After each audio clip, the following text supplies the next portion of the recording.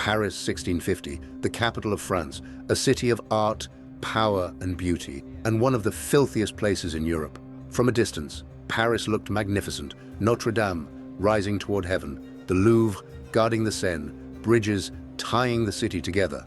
But the moment you stepped inside, Paris attacked your senses. The streets weren't wet from rain. They were slick with human waste, animal blood, and rotting garbage. The air didn't smell of bread or flowers. It smelled like sewage and death. This video is a descent into that reality, not the Paris of paintings and romance, but the city where the streets were open sewers, and survival meant learning how to live inside the filth. This is history without the filter. Welcome to Rue Saint-Denis, one of Paris's main streets in 1650. Notice the architecture. Timber-framed houses leaning toward each other, their upper floors jutting out over the street below. So close that neighbors could shake hands across the gap. This wasn't charm. This was survival. Every inch of space was valuable. But look down. Look at the street itself. There's no pavement as you know it. Just rough cobblestones with a deep gutter running down the center. And flowing through that gutter is a brown, churning stream. Not water. Sewage. Human waste mixed with animal blood from butcher shops, rotting vegetables from markets, urine from tanneries, and the contents of thousands of chamber pots emptied from windows above. Paris in 1650 had no sewer system. None. The Romans had built sewers 1,000 years earlier, but they'd long since collapsed. Medieval Paris had nothing to replace them. So every drop of waste produced by 500,000 people went into the streets. The process was simple. Families used chamber pots during the night. In the morning, they opened their windows and threw the contents into the street below. The law required them to shout, "Gardez-l'eau," watch out for the water, as a warning, but most didn't bother. If you were walking below, that was your problem. And it wasn't just households. Businesses dumped their waste too. Butchers threw animal guts and blood into the streets. Tanners dumped the toxic chemicals they used to cure leather. Dyers emptied vats of contaminated water. All of it flowed through the central gutters toward the Seine River. The smell was beyond description. Contemporary accounts describe Paris as having a stench that could be detected miles away. Visitors approaching the city would smell it before they saw the walls. Foreign ambassadors wrote letters home complaining about the unbearable odor. One Spanish diplomat described Paris as the foulest city in Christendom. The streets were so filthy that a new fashion emerged. High-heeled shoes, not for elegance, for survival. The first high heels were platform shoes called patten that lifted your feet several inches above the muck. Without them, you'd be walking through ankle-deep sewage. Even with them, the hem of your clothes would be soaked in filth by the end of the day. The wealthy didn't walk at all. They traveled in sedan chairs, enclosed boxes carried by servants who trudged through the waste. Or they rode horses, letting the animals wade through what humans wouldn't touch, but everyone, rich or poor, breathed the same poisoned air. When it rained, the streets became rivers of filth. The gutters overflowed. Waste flooded into homes and shops. When it didn't rain, the waste dried into a toxic crust that turned to choking dust. Summer was worse than winter because the heat intensified the smell and bred disease. All roads in Paris led to the Seine. The river that today is romanticized in paintings and poems was, in 1650, an open sewer. Look at the water. It's not blue, it's brown and thick with sewage. Everything that flowed through the street gutters ended up here. And this was also Paris's water supply. There were no water treatment plants, no filtration systems. People filled buckets directly from the river and used it for cooking, drinking, and washing. The same river where tanners dumped their chemicals, where butchers threw carcasses, where the city's waste accumulated. Drinking water from the Seine wasn't just unpleasant, it was deadly. Cholera, typhoid, and dysentery were epidemic in Paris. These waterborne diseases killed thousands every year, but nobody understood the connection. They didn't know that bacteria existed. They thought disease came from bad air or divine punishment. So they kept drinking contaminated water and wondered why God was so angry. Down on the riverbanks at low tide, The mud revealed the city's secrets. Bones, pottery, coins and corpses, not just animals, humans. The poor to poor who died without money for burial were sometimes dumped in the river. Bodies of infants, unwanted or stillborn, were common. They would wash up on the banks, decomposing in full view of anyone passing by.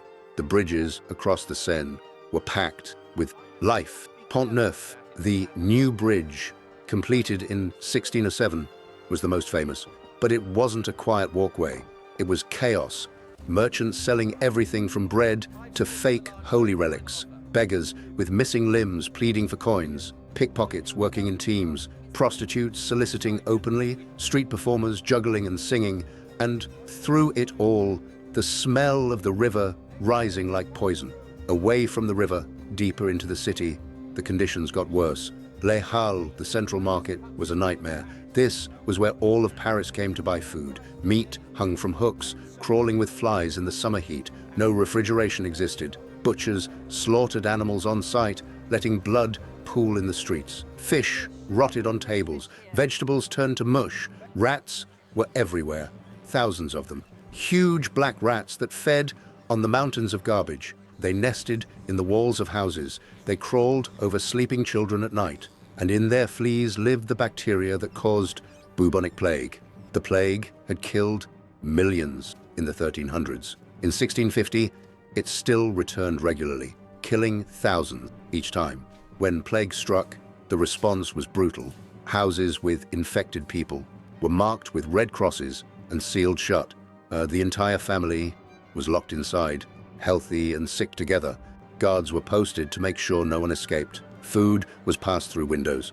Most families died together in those sealed houses. Bodies were collected by cart at night. Men walked ahead, ringing bells and calling, "Bring out your dead." The bodies were thrown into mass graves outside the city walls. Thousands buried together without ceremony, without names, without even individual coffins. But plague wasn't the only killer.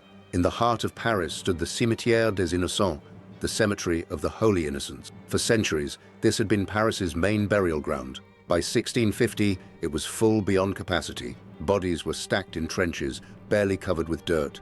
When space ran out, older graves were dug up and the bones stacked in charnel houses along the cemetery walls. The smell from the cemetery was so strong, it made nearby residents sick. The ground was saturated with decomposing bodies. During heavy rains, partially decayed corpses would sometimes surface, but the cemetery remained open for another 100 years because nobody knew where else to put the dead.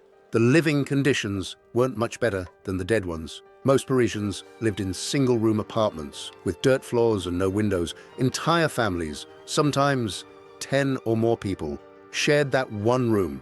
There were no bathrooms, no running water, no heating except a small fireplace that also served for cooking. The poor rarely bathed. Water was expensive to haul, and firewood to heat it was even more expensive. Most people washed their face and hands occasionally. Their bodies went unwashed for months, sometimes years. Lice and fleas infested everyone. Scratching was constant. Diseases of the skin, scabies, ringworm, infections were universal. Children had it worst of all. Half of all children born in Paris died before age 5. Disease, malnutrition, accidents. The city was a death trap for the young. Orphans roamed the streets in packs, begging and stealing to survive. Some were sold into apprenticeships that were barely disguised slavery. Others simply disappeared.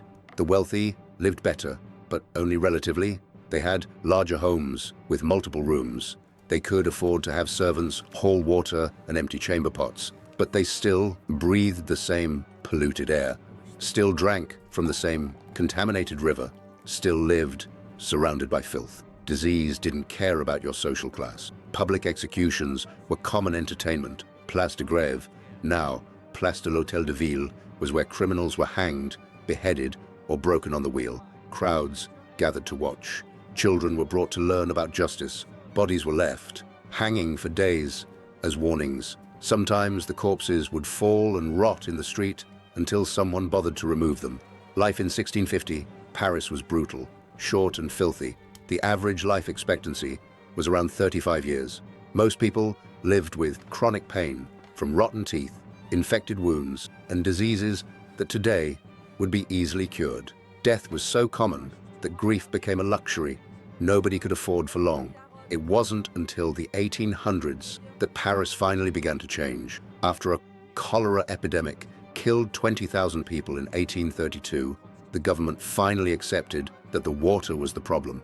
In the 1850s and 60s, Baron Haussmann rebuilt Paris from the ground up. He tore down the medieval slums, widened the streets, and most importantly, built a modern sewer system. But that was 200 years away. In the 1650, Paris was a city drowning in its own waste, a place where beauty and horror existed side by side, where Notre Dame's bells rang over streets flowing with sewage, where art and culture flourished while children died in gutters. This is the Paris they don't show you in movies. The Paris before Haussmann, before modern plumbing, before anyone understood that filth causes disease. This is the Paris that existed for centuries, hidden now behind the myth of eternal elegance. This is history without the filter. Thank you for walking through the filth with us. Subscribe to explore more of the past as it really was.